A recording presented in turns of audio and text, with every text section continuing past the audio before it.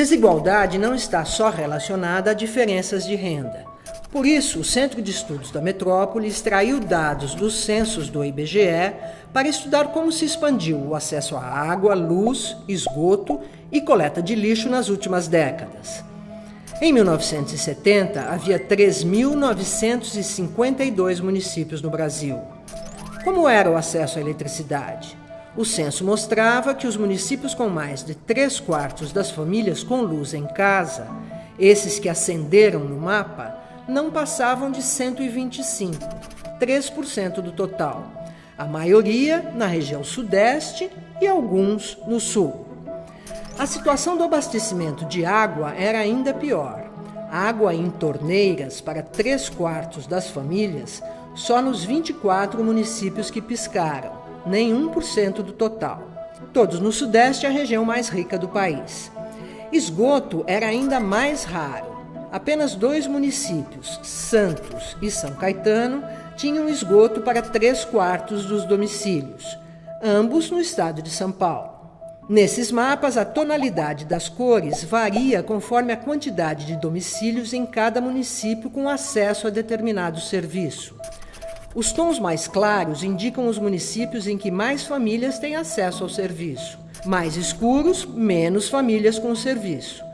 Os pesquisadores do CEM constataram que, de censo para censo, a cobertura foi se expandindo em todas as regiões do Brasil.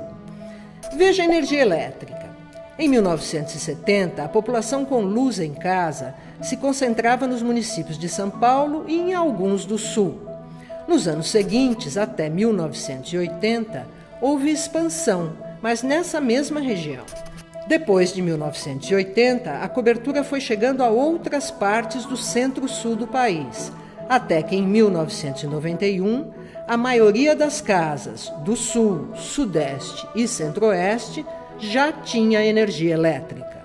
Se você morasse no interior do norte ou do nordeste, aí era ainda quase a mesma escuridão. Lá, as luzes passaram a se acender nos anos 2000, até que, em 2010, a energia chegou praticamente a todo o Brasil, inclusive a municípios distantes dos grandes centros do norte e do nordeste. No caso da água, em 1970, a situação era aquela. 24 municípios tinham abastecimento para mais de 3/4 das famílias. A água foi chegando a mais casas, mas até 1980 a melhora ficou concentrada onde o serviço já existia antes, no Sudeste e no Sul, onde mais municípios ficaram mais claros. Em 1991, a cobertura continuou a crescer no Sudeste, chegou à maioria dos municípios e melhorou onde já existia. Nos anos seguintes, a expansão beneficiou o Sul e o Centro-Oeste. O abastecimento no Norte e no Nordeste se aproximou ao de outras regiões só em 2010. Quer dizer, as trajetórias da expansão dos serviços de luz e água são parecidas. Os serviços começaram mais presentes no Sul e no Sudeste e foram se expandindo por ali. O Norte e o Nordeste foram as últimas regiões a receber grandes melhorias. Com o lixo, a história foi semelhante. O censo só começou a levantar informações, nesse caso, em 1991.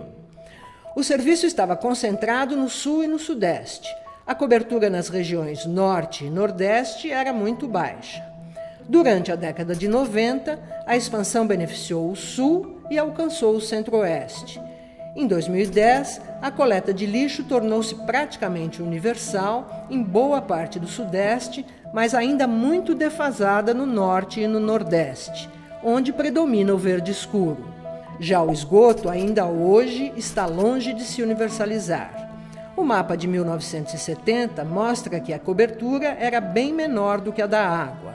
Você se lembra? Apenas 2 municípios coletavam o esgoto de pelo menos 75% das residências. Até 1980, a cobertura só cresceu de forma mais significativa no Sul e no Sudeste. O serviço se expandiu um pouco no Centro-Oeste em 1991. Até 2000, essas 3 regiões concentraram as poucas melhorias que a rede teve. A rede de esgoto chegou a 2010 cobrindo quase todo o Sudeste. No entanto, no Norte e no Nordeste praticamente não existia. Serviços de infraestrutura são bens coletivos. O acesso a eles não depende de uma decisão individual, como a que se toma quando se decide trocar de geladeira ou comprar uma bicicleta. Depende de políticas públicas que garantam a oferta no lugar onde as pessoas moram. A desigualdade na oferta de serviços é territorial e contribui para tornar mais ou menos aguda a desigualdade entre cidadãos.